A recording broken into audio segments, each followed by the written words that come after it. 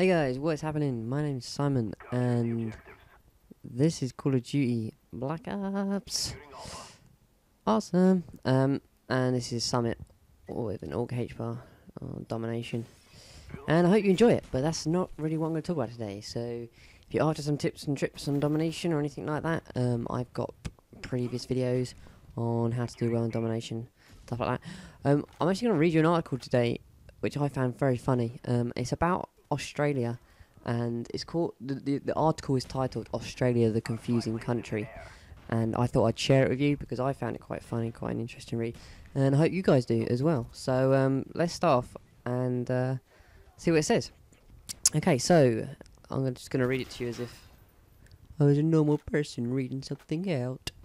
Okay, so Australia is a very confusing place, taking up a large amount of the bottom half of the planet. It is enormous. It is recognisable from orbit because of many unusual features, including what at first looks like an enormous bite taken out of its southern edge, but is actually a wall of sheer cliffs that plunge deep into the Girton Sea. Geologists assure us that this is simply an accident of geomorphology and plate tectonics, but they still call it the Great Australian Bite, proving that not only are they covering up a more frightening theory, but they can't spell either.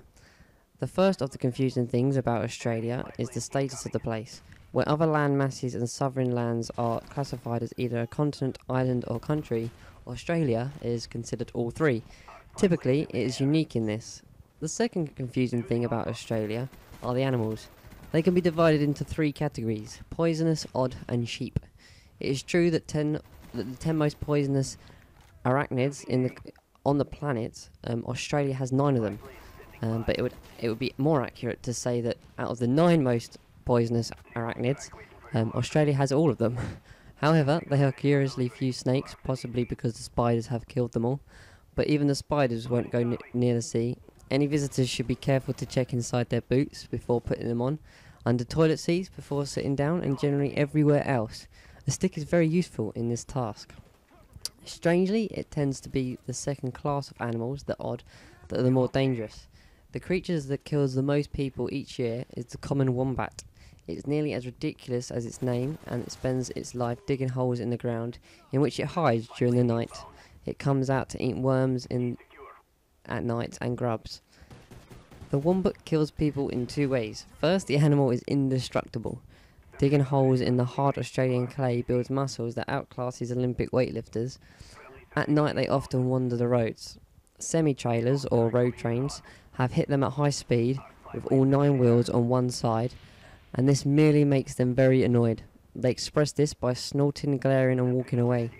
Alas, to smaller cars, the wombat becomes an asymmetrical launching pad, with results that can be imagined, but not adequately described. This is fun, isn't it?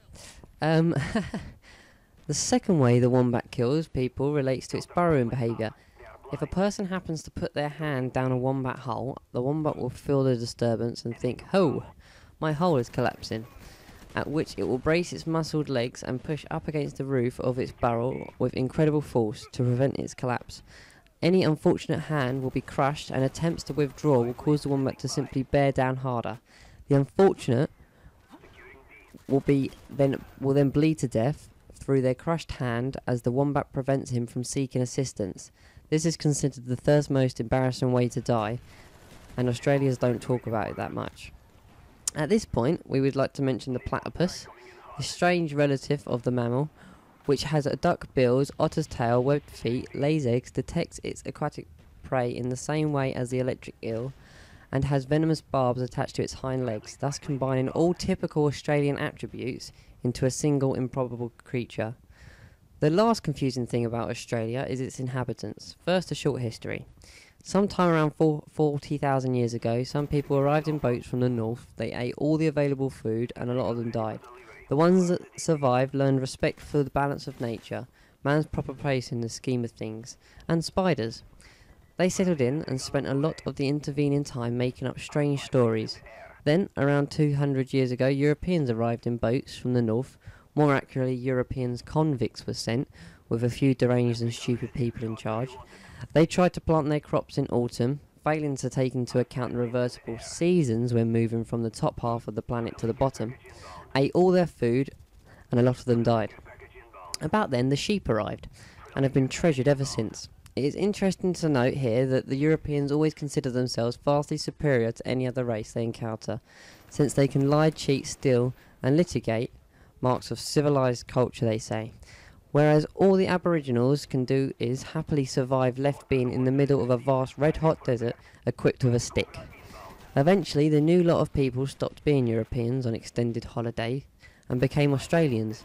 The changes are subtle but deep, caused by the mind-stretching expanses of nothingness and eerie quiet, where a person can sit perfectly still and look deep inside themselves to the core of their essence. Their reasons for being and necessity of checking inside your boots every morning for fatal surprises. They also picked up a most finely tuned sense of irony in the world, and the Aboriginal gift for making stories up. Be warned. There is also the matter of the beaches. Australian beaches are simply the nicest and best in the entire world, although anyone actually venturing into the sea will have to contend with sharks, stinging jellyfish and stonefish.